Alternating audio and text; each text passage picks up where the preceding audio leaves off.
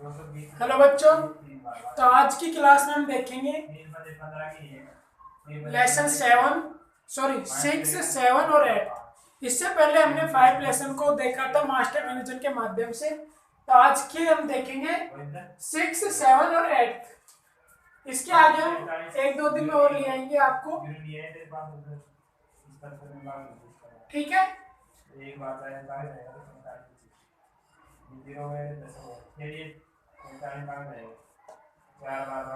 Master revision जो हमारे द्वारा किया जा रहा है एक बृहद तरीके का कार्यक्रम है, जिसमें आपको संपूर्ण विषयों को मात्र 2 से 3 घंटे में कंप्लीट करवाने का हमारा जो मकसद है, हमारा ध्येय है,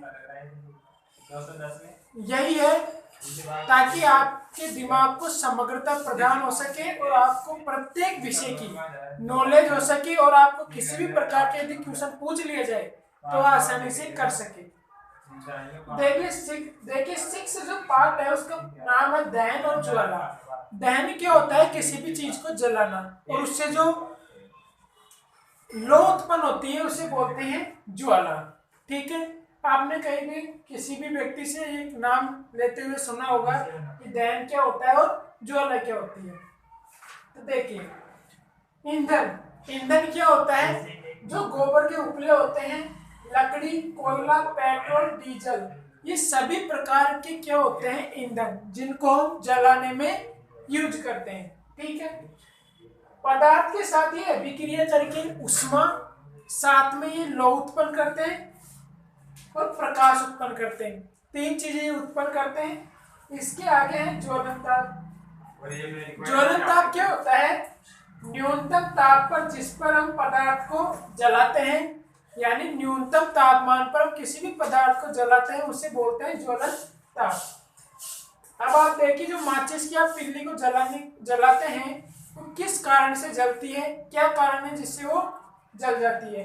तो उसमें क्या है, माचिस की जो सिरे हैं, दोनों सिरों पर क्या होता है? एंटीमनी ट्राइसल्फाइड, एंटीमनी ट्राइसल्फाइड का लेप होता है, जिससे आपकी माचिस की तिल्ली आसानी से जल जाती है। साथ ही में पोटेशियम क्लोराइड का भी उसमें कुछ मात्रा मिली होती है। इसी के आगे देखिए ज्वलनशील पदार्थ। ज्वलनशील पदार्थ वह होते हैं जिनको हम जलाने में यूज करते हैं या आसानी से जल जाते हैं, जैसे पेट्रोल, एल्कोहल, द्रवित, एलपीजी, विभिन्न प्रकार की गैसें हो सकती है जो आसानी से जल जाती है। इसी के आधार पर एक क्वेश्चन बनता है कि आग पर आप कैसे नियंत्रण पा सकते हैं। तो देखिए आग दो प्रकार की होती है, एक तो डीजल से, पेट्रोल से लगती है, ये लाइट से उत्पन्न हो सकती है। साथ में एक जो लकड़ी वगैरह होती है प्राकृतिक रूप से। तो जो प्राकृतिक रूप से जो आग लगती है उसका हम जल के माध्यम से उसको रोक सकते हैं, ठीक है। जैसे मान लो लकड़ी से किसी प्रकार की आग लग गई, किसी के घर में आग लग जाए, तो हम किसके माध्यम से? जल के माध्यम से उसको कम कर सकते हैं, रोक सकते हैं। लेकिन पेट्रोल और विद्युत उपकरण में यदि किसी प्रकार की आग लग जाती है तो उसमें हम जल का यूज नहीं करेंगे, ये आपको याद होना चाहिए। इसमें हम CO2 का प्रयोग करेंगे, CO2 का, ठीक है। तो ये 1 नंबर का क्वेश्चन बनता है और आपको ये पता होना चाहिए कोविड की वजह से आपके कई प्रकार के ऐसे क्वेश्चन आएंगे जो ज्यादा से ज्यादा 1 नंबर में पूछे जाएंगे। 1 नंबर के क्वेश्चन आएंगे तो ऐसे क्वेश्चन जरूर पूछेगा। इसी के आगे देखिए CO2 जो ऑक्सीजन से भारी होने के कारण CO2 क्या होती है? कंबल की तरह आग पकड़ लेती है। आ रही है बात समझ में? यानी CO2 ऑक्सीजन से भारी होने के कारण ये आसानी से कंबल की तरह आग पकड़ लेती है, ठीक है। इसी के कारण दहन के प्रकार, देखिए ये आपको याद होना चाहिए कि कंबल की तरह CO2 गैस आग क्यों पकड़ लेती है, ऑक्सीजन क्यों नहीं पकड़ती? तो एकमात्र कारण है क्योंकि CO2 ऑक्सीजन से भारी होती है, ठीक है। इसी के आगे दहन के प्रकार, एक होता है तीव्र दहन, एक होता है स्वत दहन। तीव्र दहन वह होता है जो तेजी से जलने का काम करता है, और स्वत दहन वो होता है जो अपने आप ये अचानक से जल जाता है, ठीक है। इसी के आगे मोमबत्ती का चित्र आपके सामने दिखाया गया है, जिस मान लीजिए किसी प्रकार का इसमें से क्वेश्चन पूछ लिया जाए, चित्र दे दिया जाए तो आपको किस प्रकार से करना है। तो आपको मोमबत्ती का चित्र दिख रहा होगा, इसमें तापमान को दिखाया गया है। देखिए जो लो है इसमें ऊपर ही ऊपर जो पूर्ण दहन हो चुका है, जो नीले कलर में दिखते हैं, आप देखो कभी प्रैक्टिकल करके तो आपको आसानी से दिख जाएगा। तो ये नीला होता है जो पूर्ण रूप से जल चुका है, ये वाला भाग पूर्ण रूप से जल चुका है। जस्ट इसके अंदर वाला भाग होता है पीला, जो अभी तक उसमें किसी प्रकार का आंशिक गुण है, यानी वो अभी पूर्ण रूप से नहीं जला है। ठीक है, फिर इसके बाद ये लो जो बत्ती होती है, तो वो क्या है, बिना जली है, अभी आंतरिक क्षेत्र उसका जला नहीं है, तभी तो उसमें से आग उत्पन्न हो रही है, ज्वाला उत्पन्न हो रही है। इसी के आगे देखिए जो ये बाहरी वाला भाग है ये सबसे गर्म होता है। आप देखिए कभी दीपक होता है तो उसके थोड़ी सी उंगली लगते हैं आप जल जाते हो, लेकिन उसके यदि बीच में आप उंगली दे देते हो तो आपके कुछ असर नहीं पड़ता। तो सबसे जो अंदर वाला भाग है वो क्या होता है, कम गर्म होता है। ठीक है, इसके बाद ईंधन। ईंधन में पेट्रोल, मिट्टी का तेल, कई प्रकार के ऐसे फ्यूल आ जाते हैं जिनको हम ईंधन बोलते हैं। अब आदर्श ईंधन क्या होता है, जो हमें आसानी से प्राप्त हो सके, आसानी से उपलब्ध हो सके, सस्ता हो, या फिर जलने पर किसी प्रकार का अवांछनीय पदार्थ नहीं छोड़ता है, वह क्या होता है, आदर्श ईंधन। ठीक है, जो किसी प्रकार का प्रदूषण में भागीदारी नहीं करता है। इसी के आगे ईंधन का ऊष्मीय मान। देखिए किसी भी प्रकार के आप ईंधन को, फ्यूल को जलाओगे तो उसमें से ऊष्मा निकलेगी, तो उसका ऊष्मीय मान दिखाया गया है यहाँ पे। कई पर इसका एक चीज ध्यान रखना है आपको, ऊष्मीय मान को जो मात्रक होता है वह होता है किलोजूल प्रति किलोग्राम। ठीक है, यानी ईंधन का जो ऊष्मीय मान हम किस में मापते हैं, किलोजूल प्रति किलोग्राम में। देखिए जो कोयला है, कोयले का ऊष्मीय मान कितना होता है, 25,000 से 33,000 किलोजूल प्रति किलोग्राम। ठीक है, इन दोनों के बीच होता है। इसी के आगे एलपीजी का होता है, सॉरी सीएनजी का होता है 50,000 और एलपीजी का होता है 55,000 के मध्य।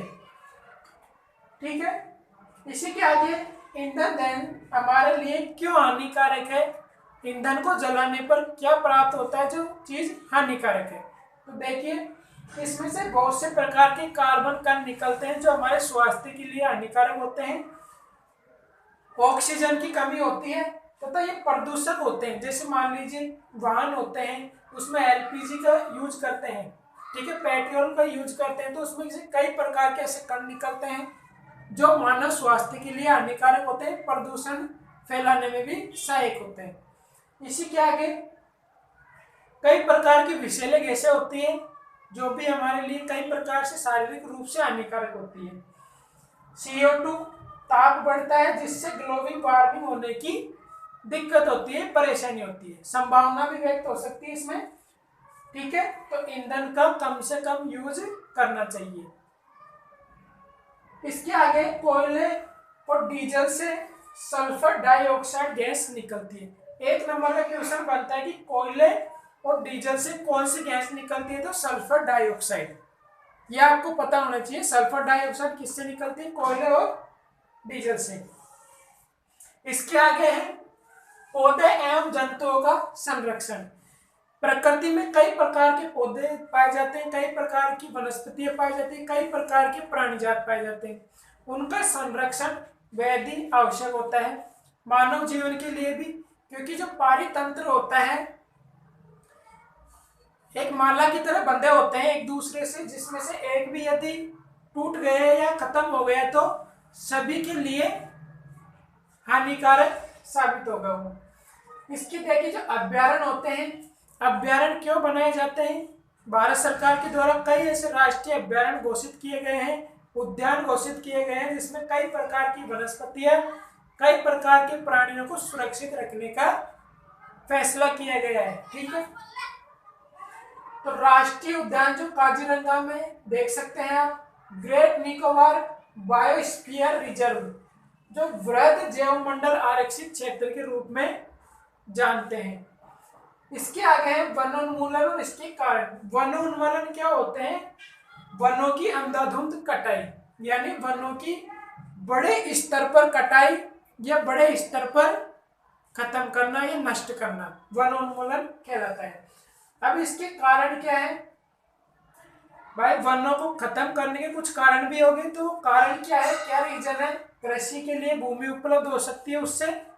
देखिए जंगल में जो आदि मानव रहते हैं, कई प्रकार की ऐसी जातियां निवास करती है जिसको खेती करना आवश्यक होता है, तो वो क्या करती है, जंगल को नष्ट करती है, वहां पर कृषि करती है। तो एक कारण यह हो गया, कारखाना निर्माण में लकड़ी की आवश्यकता होती है, इस कारण से भी वनों की कटाई की जाती है।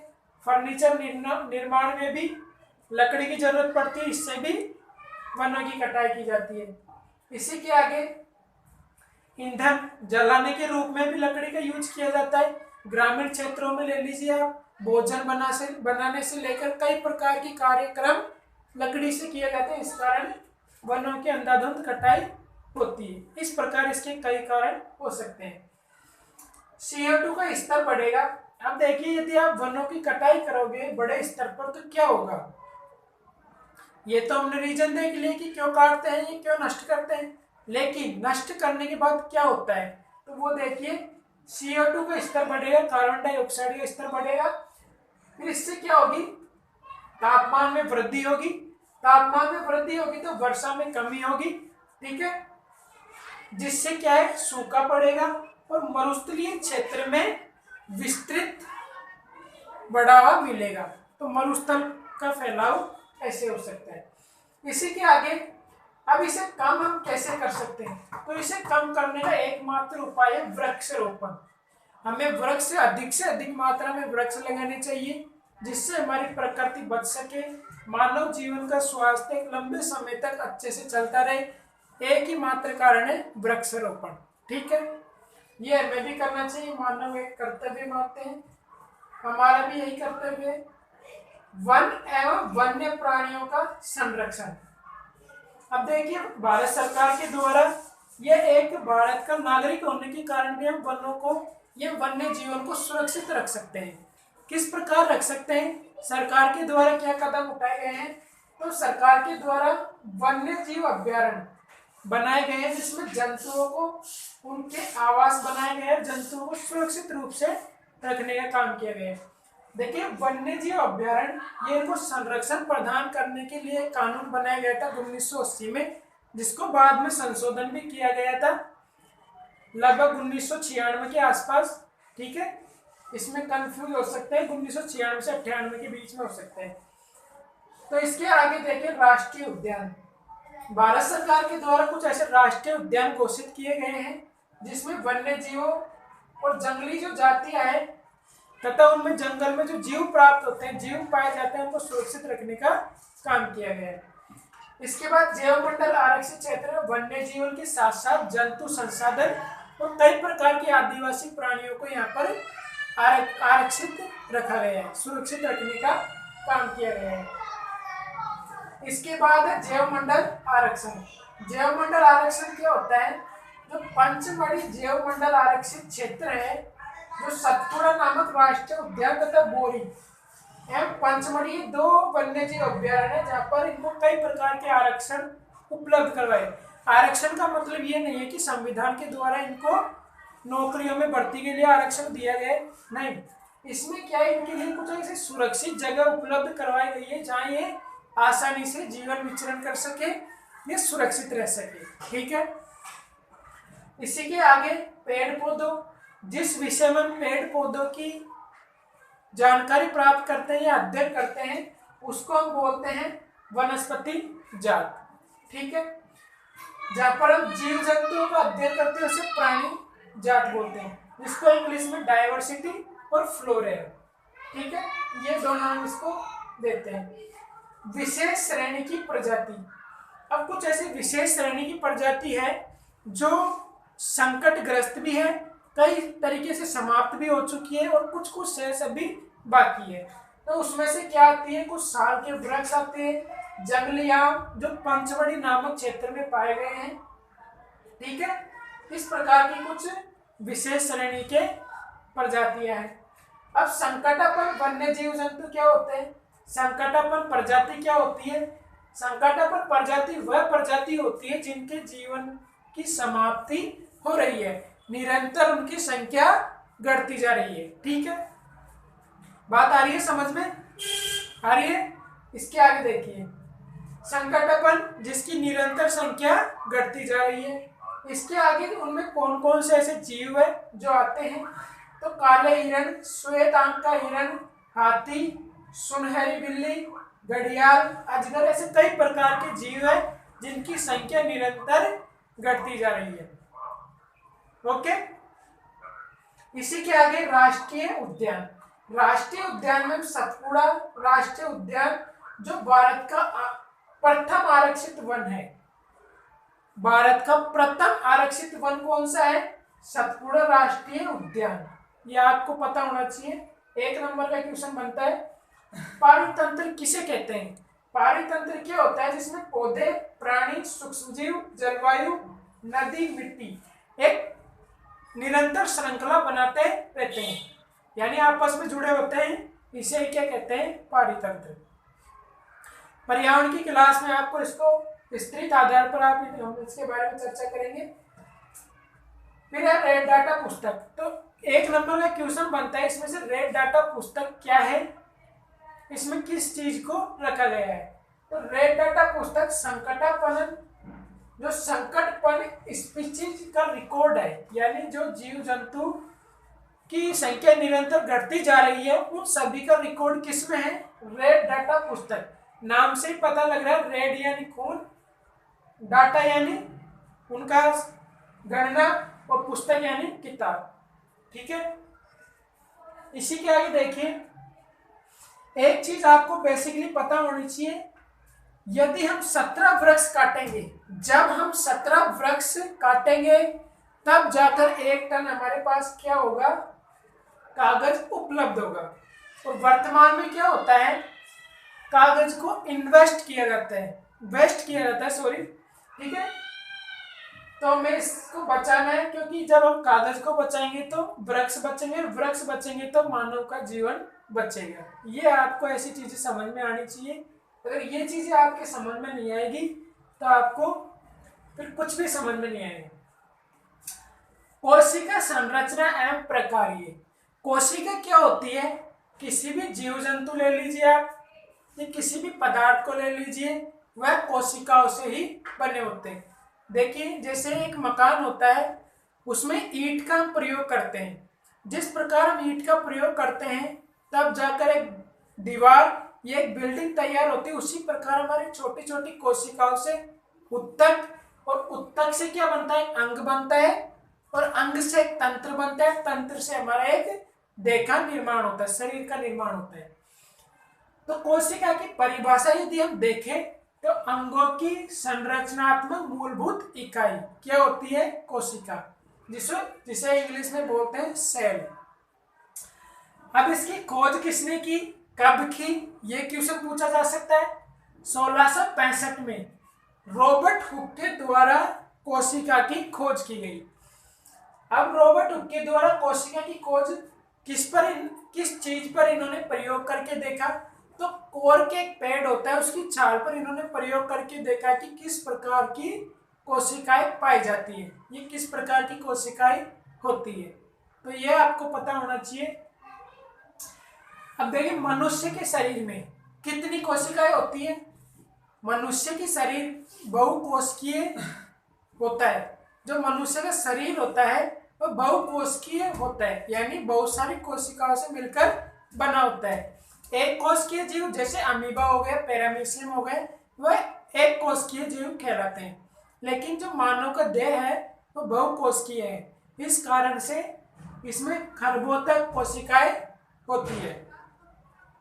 और एक कोशिकीय जिसमें अमीबा, पैरामीशियम, बहुकोशिकीय इसमें मनुष्य, एक कोशिकीय जो एक कोशिका से बने होते हैं, और बहुकोशिकीय जो बहुत सारी कोशिकाओं से बने होते हैं। आपने अमीबा देखा होगा, इस प्रकार से इसकी कुछ ऐसे आकृति होती है जो क्या करता है? निरंतर ये वृद्धि करता है। वृद्धि कैसे करता है? जैसे ये आसपास से कुछ भी तत्व इसको मिलेंगे वो इसके अंदर ही समाहित कर लेता है, इस प्रकार इसकी वृद्धि होती रहती है। ये अमीबा का महत्वपूर्ण रूप से विकास करने का कार्य है, ये तरीका है। अब कोशिका की साइज, कोशिका की यदि हम साइज को देखें तो किस आधार पर देखते हैं? सबसे छोटी जो कोशिका होती है उसकी साइज होती है 0.1 से 0.5 माइक्रोमीटर। सबसे छोटी कोशिका की क्या होती है, क्या होती है? साइज। ठीक है, सबसे छोटी कोशिका की क्या होती है? साइज। तो कौन सी होती है? 0.1 से 0.5 माइक्रोमीटर। और सबसे बड़ी कोशिका किसमें पाई जाती है? शुतुरमुर्ग के अंडे में। अब इसकी लंबाई कितनी होती है देख सकते हैं। इसकी साइज 170 माइक्रोमीटर से मल्टीप्लाई कर दो 130 माइक्रोमीटर को, तो हमारे पास आ जाएगा शुतुरमुर्ग अंडे की सबसे बड़ी साइज। किस प्रकार की साइज है? ठीक है, कोशिका की। अब कोशिका के भाग क्या होते हैं? इसके मूल घटक जो कोशिका बनी होती है महत्वपूर्ण रूप से 3 चीजों से बनी होती है: कोशिका झिल्ली, कोशिका द्रव्य और केंद्रक।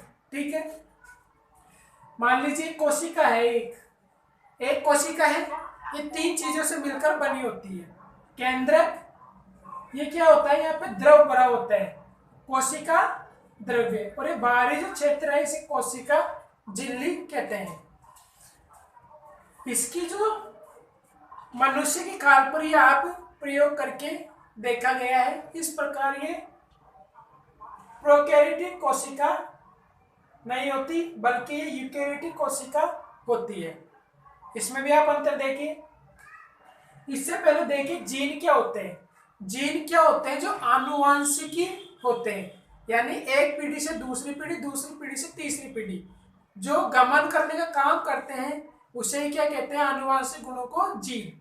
ठीक है, अब प्रोकैरियोटिक कोशिका क्या होती है और यूकैरियोटिक कोशिका क्या होती है? 2 नंबर का क्वेश्चन आ सकता है, अंतर पूछ सकता है कि प्रोकैरियोटिक कोशिका क्या होती है, यूकैरियोटिक कोशिका क्या होती है।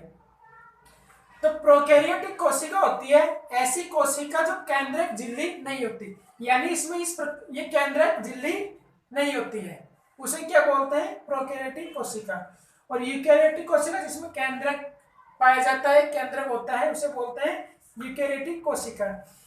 अब रंगीन संरचनाएं, मान लीजिए किसी प्रकार की रंगीन कोशिका यदि आपको दिख जाए, मिल जाए, ठीक है, तो उसको क्या बोलेंगे? प्लास्टिड, जो हमें पादप कोशिकाओं में ये प्राप्त होते हैं। इसी के आगे देखिए जो हरे प्लास्टिक क्या होते हैं जिसमें क्लोरोफिल पाया जाता है, इसे हरित लौह भी कहते हैं। हरित लौह क्यों कहते हैं? क्योंकि इसमें क्लोरोफिल पाया जाता है, हरे तत्व इसमें मिले होते हैं। और हरा किसकी वजह से होता है? क्लोरोफिल के कारण। आप देखोगे कि पेड़ पौधे की पत्तियां हरे रंग की होती है, और किस कारण से होती है? क्लोरोफिल के कारण। ये इसमें एक गुण पाया जाता है, इस कारण इसको हरित लवण कहते हैं। इस प्रकार हमने 3 लेसनों को आज की इस क्लास में देखा है। आगे की क्लास में भी इसी प्रकार आपको पूरी किताब का अध्ययन करवाया जाएगा। बस आपको हमारे साथ इसी प्रकार जुड़े रहना है और अपने जो एग्जाम आने वाली है उसकी तैयारी बड़े स्तर पर आप कर सकते हैं। हम आपकी गारंटी लेकर ले रखी है, और उसकी जो हमारी जिम्मेदारी है पूर्ण रूप से हम हमारी जिम्मेदारी का निर्वाह करेंगे। बस आपको हमारे साथ निरंतरता के साथ मेहनत करनी है और अपने बौद्धिक स्तर को समग्रता प्रदान करना है। धन्यवाद।